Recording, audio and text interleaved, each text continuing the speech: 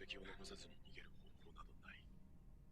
まだ雪の残る春の山は追っ手に有利だ。我真的很担心。本当に手負いか、あの野郎。手負いでも谷垣はまたぎだ。山での動き方を知り尽くしている。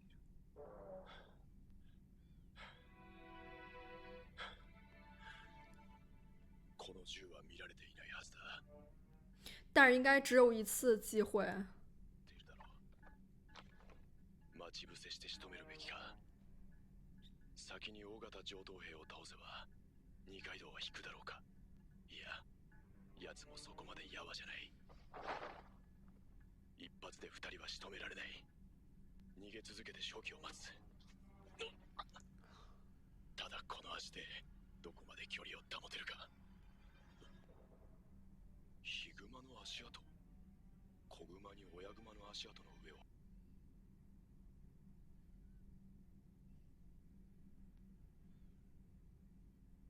隐藏自己的踪迹。天呐，卫星，感觉他一直命运多舛。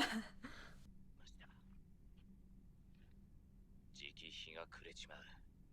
もう谷垣が鶴見中尉に何を報告しようか知ったこっちゃない。俺は金塊なんてどうでもいい。1分1秒でも早く杉本佐一をぶっ殺したい。我去，他俩应该都是对黄金没有那么大的欲望。していた体が食えるようになるまで毎日この鹿を巡回している。雪の溶け具合から見て来ているのは朝方。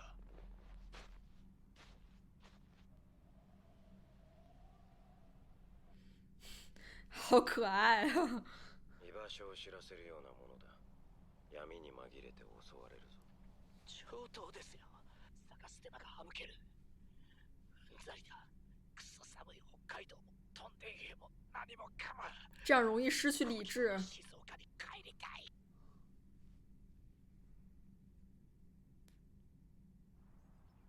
焚き火の煙だ。他の漁師では谷垣が焚き火なんて。身を隠して近づくぞ。調べてこい。谷垣の足跡であれば合図し。他想引餌ですか。捕食者过来。誰が近づいても外さん。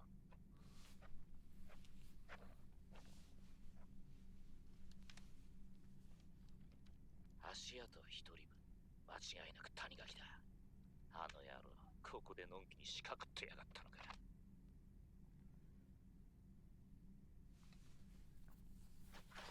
絶対に罠だ。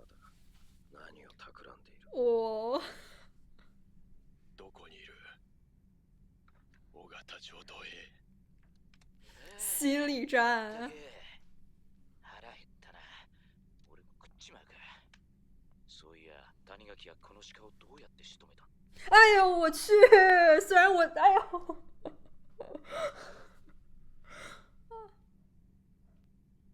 虽然能料到吧，但是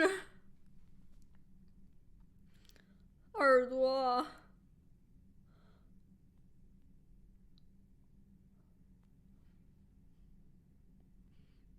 都在利用。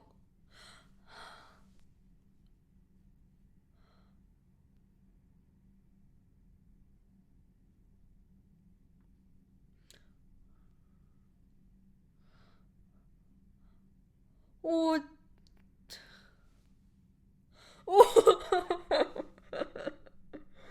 他只有一发子弹。哦，别死啊！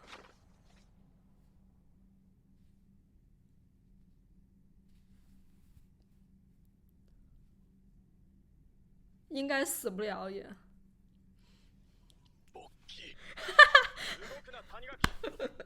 不愧是二平的徒弟。なぜお前がここに。尾形上等兵も二階堂もずっと尾行されていたのだ。居場所は常に鶴見中尉に報告されている。奴らは造反組をあぶり出すために。尾行这一波是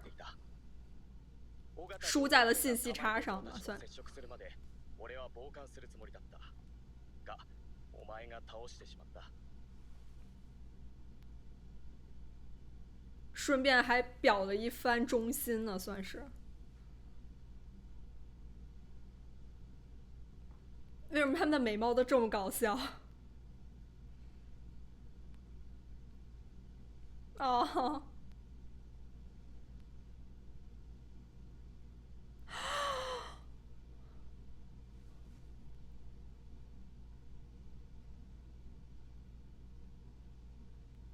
直中脑门儿，不愧是狙击。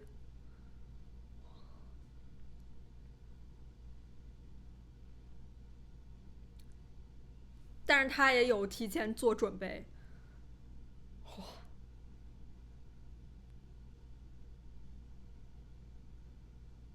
哦，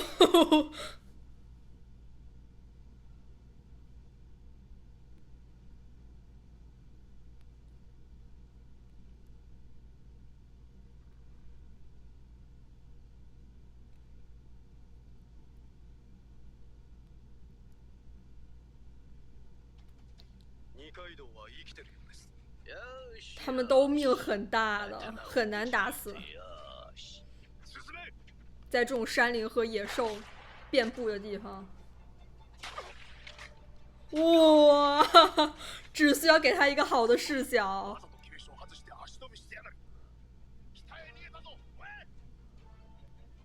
こうなってはもはや尾形上等兵も二階堂も俺を売る理由がなくなった。都是为他所用。片耳だとどうもすり合いが悪い。美男子の条件は左右対称だ。新選を見たら逃亡した時点でお前は切腹だ。アイヌの刑罰には耳と鼻をそぎ落として追放というのがあるらしい。第一師団は間を取って耳と鼻をそいだ後に切腹だな。造反者は他に誰がいる？名前を言え。二階堂。この花はやはり。本身他们团里面就有很多心思不齐的人，他就是类似于杀鸡儆猴。やってやろうか。どうぞみんなと楽しんでくださいよ。鶴見注意だな。杉本を殺させてやる。他也要利用他。そこにいる神谷です。ちょっと待って、デタラメだ。道理でその花。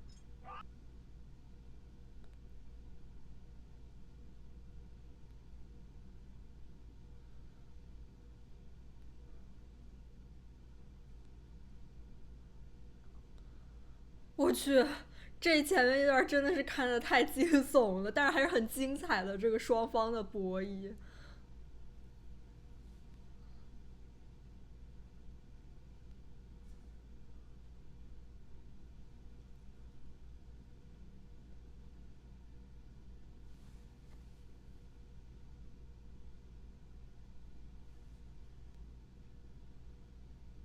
对面也是想的是一样的。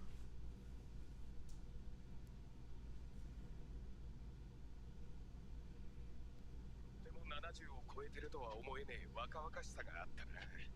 人魚の肉でも食ったんじゃないかって囚人たちから言われてた。人魚？上半身が人間で下半身が魚の化け物さ。人魚の肉を食べると永遠の命と若さが手に入るそうだ。ヤオビクニっていう伝説があってな。人魚の肉を食べた娘が不老不死になるんだが、長く生きると愛する者の最後を見送るばかり。娘は何百年も生き、尼となってついには世を儚んで岩窟に消えた。死すべき時に死ねない辛さか。哦，善愿。不老不死なら金塊なんかもういいじゃんな。あ、ねえ見て杉本、福寿草の花が咲いてるよ。他俩最可愛。白谷パッパ。私たちは伊藤の花と呼んでいる。伊藤って川魚のあれ？そうだ。伊藤は春に現れる。白谷パッパが咲くのは伊藤が川を登ってくる合図なんだ。お、川をせき止めてる。魚を取るためのアイヌの仕掛けだ。伊藤って結構うまいって聞いたぜ。この川で取れないかな。簡単に言うな。あどうする。なんだいそれは。昔漁師に追われたヒグマが然別湖を泳いで逃げた。しばらくするとヒグマの姿が消えたので見に行くと巨大な伊藤がいて、その口の端から太大了吧，那也得。カムイは伊藤の主だ。へえ、主ね。再一次。ここすげえ深い。助けて。冷たい。何やってんだよ。捕まれ。役立たず。我去，说来就来吗？岩をおんねじカムイだ。チラシが食われた。毫不犹豫呢。白石。已经要 RIP 了。这是，人魚だ。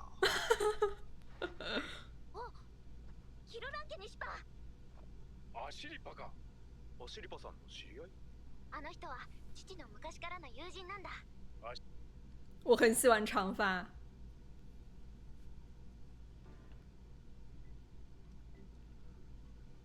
他这个耳环跟 IC 派的有区别。服が一着作れる。魚の皮で？ケプル哦といって雨風を通さない服だ。防水。鞘を作るのにも使える。いろんな利用法があるんだね。伊藤の皮は。でもな、伊藤は皮。我不爱吃鱼皮，但是それとも食べちゃうか。本当。甜蜜的烦恼。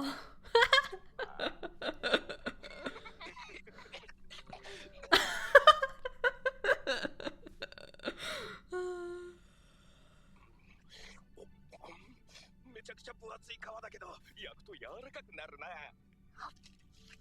哇、好幸福啊！巨大魚みんなだぜ。有点像蚊香。しゃぶ。这么大。オッケー。杉本。二鱼眼睛贼行。なぜそれを？俺は大獅子団だ。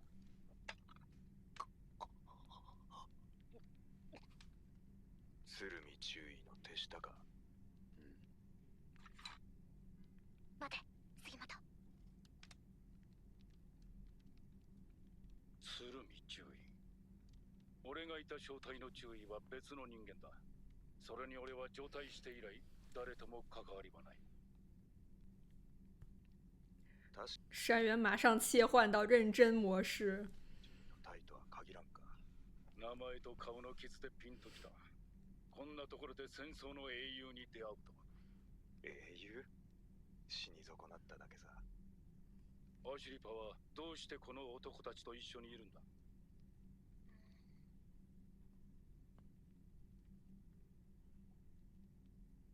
相棒だ。そしてこっちの役立つだ。そうか。お前がそう言うんなら信用できるんだろう。聞け、アシリパ。お前に伝えることがあるのだ。俺の村に年老いた和人が来た。その老人はある女性を探していると言った。他追得真紧。どうしてその名前を？私の和名だ。その名前を知っているの。所以土方肯定认识他父母吧？他之前想就是他爸爸。網走監獄で起きたこと、俺はすでに知っていた。のっぺらぼうは自分の外の仲間に囚人が接触できるヒントを与えていた。小樽にいる小長部明日子。のっぺらぼうはアシリパに金塊を託そうとしていたんだ。待て、それはつまりのっぺらぼうはアシリパの父親だ。所以没死。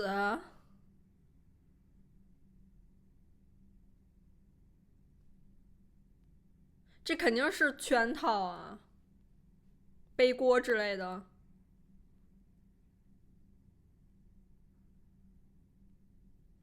混血。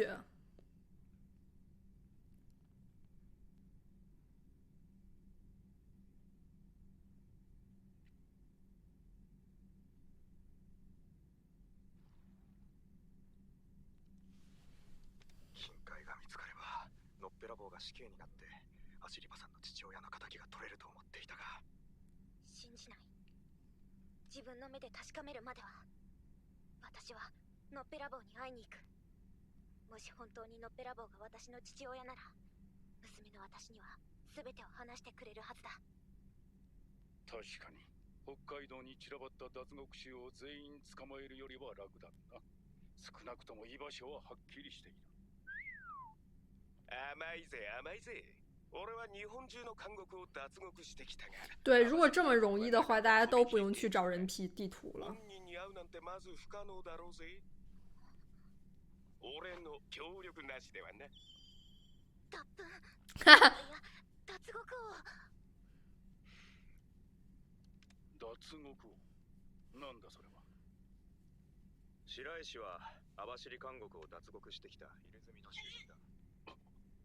こいつが白石、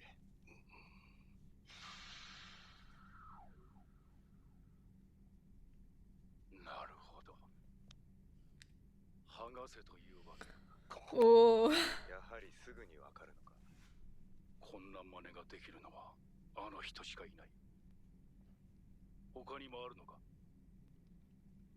ない。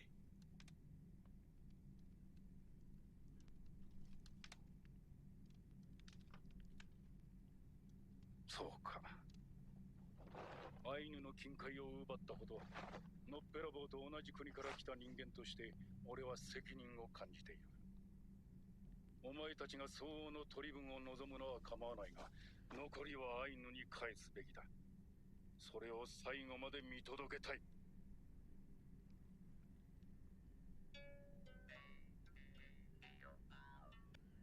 又是他们上次的那口琴。还好，至少他们安全了。现在啊，軍服は目指すから。特别好，哎呀，そのトンコリ、懐かしい。アシリパの父親がカラフトで手に入れたものだ。おや、お前は知り合いかい。アシリパの叔父だっけ？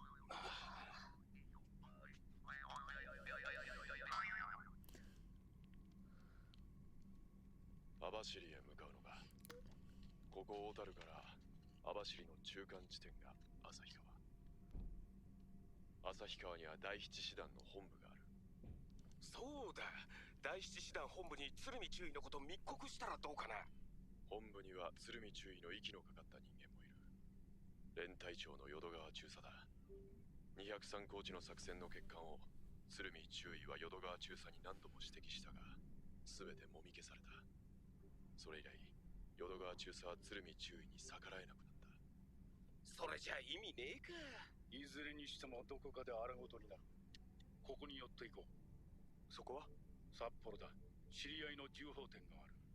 武器や爆薬を安く買えて足もつかない。爆薬？言ってなかったか？俺は元公兵でね。203高地では。但他们这是要干票大的了呀！ロシア軍の統治下を吹っ飛ばしてたものさ。なるほど。それは頼もしいな。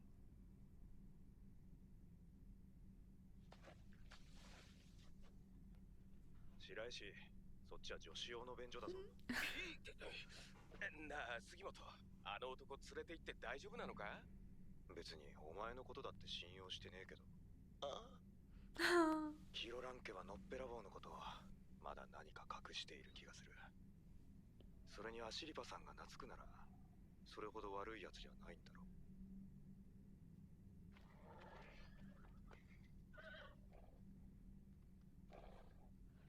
大事な農工場だ。畑を耕す時期までには帰ってこいよ。这身衣服很契合他尼嘎 k 俺の馬小さいんだけど。行こうか。まずは札幌。そして啊，俺の馬小さいんだけど。我好为Tanigaki感到高兴啊！我觉得他可能多少已经找到了他最终想要落脚的地方吧。其实前面二阶堂被熊咬了的时候，卫星他射出那一枪，我还是有点意外的。但是可能也因为他自己心里有数，自己现在是占上风的，觉得就是 Tanigaki 也没有枪之类的，所以他小救一下二阶堂，要不然的话，我觉得他可以随时抛弃二阶堂。应该也还没明说二阶堂他为什么这么恨山原吧，但估计就是在战场上的种种原因吧。我觉得就是二阶堂他之所以就是去跟随卫星，估计也就是为了能报他这个仇。现在贺建手底下也能完成他的这个目的的话，那他就跟着贺建也无所谓了。这主要就是想杀山原。其实真的能看出来，在这种比较动荡的时代，其实很难有什么真正的忠心嘛，就大家都是那种机会主义者。而且贺建他虽然嘴上说着要为了士兵们更好的生活，就是去做改善等等的，要改变大家的命运，但是也能看出来他对手底下的人也是残酷至极呢。不仅仅是对于叛徒吧，就是其实任何事情都是为了他最终的目的去，所有的种种都是用来服务于他首先要先强化自己的这个权利吧，而且他也需要一些极端的手段去执行，就是他军团的纪律吧。觉得他可能如此极端残忍的手法也会可能带来后续的隐患。一方面他确实是在威慑震慑大家，但是另一方面呢，他维护这个军队的纪律，要不然的话他接下来的行动都是白瞎吧。这些基洛兰克还是挺有神秘色彩的，但也不愧是个退伍老兵了，能看出他身上的那种精明计算，处事冷静果断，感觉会是那种很令人忌惮的角色吧。但是他跟阿西利帕感觉是非常互相信任的，并且我觉得就是这基洛兰克他更加看重的是阿伊努族整个文化的可能传承之类的，毕竟他就是想让这些黄金能够回到阿伊努族，而且还是阿西利帕爸爸也认识，我觉得他是能够保护阿西利帕的存在吧。我觉得他跟着阿西利帕他们一起走，也是为了去类似于消除就是对阿西利帕爸爸偷黄金这件事情的指控，所以他要见证。我觉得他也是不相信这一件事儿的，我觉得这应该纯是一个污蔑吧，应该是第7军团的一种手段。而且阿西利帕爸爸都已经死了，就是完全就死无对证啊！尤其就是可能也多少利用到阿西利帕他们家的这个混血身份和他的这个家族背景，这样的话还能加深就是阿伊努族好像对境外有所勾结的这种负面形象。尤其是一旦达到了一种污名化的效果的话，就很容易制造对立和混乱，而且很有可能也是有非常强烈的政治目的性吧，就是通过这种对于民族或者说这种事，通过制造就是阿伊努族好像跟对外有所勾结，然后是建立这种不值得被信任的假象，其他真正需要被隐瞒的事情或者秘密就可以被随之掩盖，而最终就是让阿伊努族成为一个替罪羊，就是一种很常见的手法吧，类似于是通过制造内部敌人来去维持对于尤其是少数群体的掌控。我觉得尤其是对于像贺建他想要维护自己的权利，然后为了以后能够自己做上这个地盘老大的话，他肯定是要解决这些问题的，他肯定要压制住不管是阿伊努族还是其他这种群体的可能的反抗。这集我真就是很担心Tanigaki被贺建给抓过去之类的，把他被迫又拉回到这个第7军团的士兵的身份。我真的很欣慰，就是他终于换上了阿伊努族的衣服，感觉像是让在这里至少多少安顿下来了吧，就是能感觉到他不再是他最开始说的一个徘徊在山林之间的人了，好像已经找到了一个新的归属和方向。我觉得多少他对过去存有那种迷茫愧疚都会在这个新的地方重新和解消化，并走出一条新的道路吧。我也能感受出Tanigaki他多少有一层弥补的意思在里边吧，就是通过他这个新的生活的意义，通过去保护这些给予过他恩惠的阿伊努族人们，来去弥补他曾经种种过错吧，可能包括比如说没有能够哀悼的那些士兵，死去的士兵战友们。我觉得他能够去接纳并守护住这些阿伊努族的人和文化，多少能够消除掉平息掉他心中的这种愧疚，赋予一个新的那种家一样的使命吧。我觉得就真的很高兴。那这期就要结束啦，我们下期再见了，拜拜。